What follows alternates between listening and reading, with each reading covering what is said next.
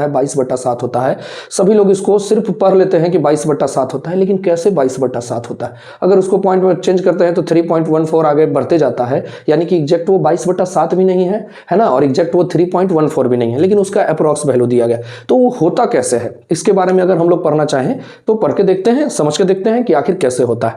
तो COC equal to पाई है, तो पाई को अगर यहां रखते हैं बाबू, तो पाई इक्वल टू ये d इधर आ जाएगा, तो COC सर्कमफियरेंस ऑफ सर्कल, अब बटा में क्या आ जाएगा d।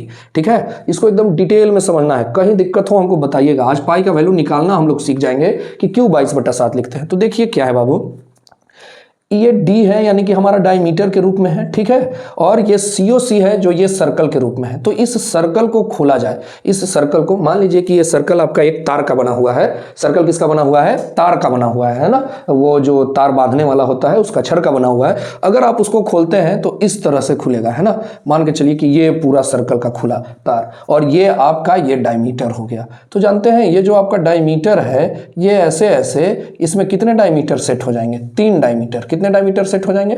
3 डायमीटर। और उसके बाद भी इतना पार्ट बचेगा, है ना। जैसे देखिए, अगर एक डायमीटर रखते हैं तो यहां से लेकर के यहां तक डायमीटर हो गया, दूसरा डायमीटर रखते हैं तो यहां से लेकर के यहां तक आपका हो गया, तीसरा डायमीटर रखते हैं तो यहां से लेकर के आपका यहां तक हो गया, और फिर भी ये इतना पार्ट बच गया। तो इतना पार्ट बच गया, तो पहले तो देख लीजिए कितना डायमीटर लगा? 3 डायमीटर लगा। COC को बनाने में कितना डायमीटर लगा? 3 डायमीटर लगा, ठीक है, समझ रहे ना। और इतना पार्ट बच गया। अब इतना पार्ट को इस डायमीटर के सामने खोला गया तो ये इतना पार्ट बचा हुआ था। ये एक मान लीजिए आपका ये पूरा डायमीटर है, तो यहां से इतना पार्ट बचा हुआ था। तो इसको क्या किया गया कि मेजर किया गया कि कितना है। तो इसको छोटे छोटे छोटे छोटे 7 भागों में बांटा गया, और तब इस पॉइंट को चेक किया गया तो 7वां भाग से थोड़ा ज्यादा हो रहा था। ठीक, तो फिर क्या किया गया कि नहीं, उसको 8 भाग में पहले 8 भाग में बांटा गया, है ना। सॉरी, पहले 8 भाग में बांटा गया, तो वो थोड़ा सा उस पार्ट से बड़ा हो रहा था, तो उसको फिर 7 भाग में बांटा गया, तो वो उससे थोड़ा सा छोटा होने लगा। यानी कि 7 भाग में भी नहीं, लेकिन लगभग 7वां भाग के बराबर हो गया। यानी कि जो ये वाला पॉइंट बचा, ये पोर्शन यहां से लेकर के यहां तक, वो डायमीटर के 7वां भाग के बराबर हो गया।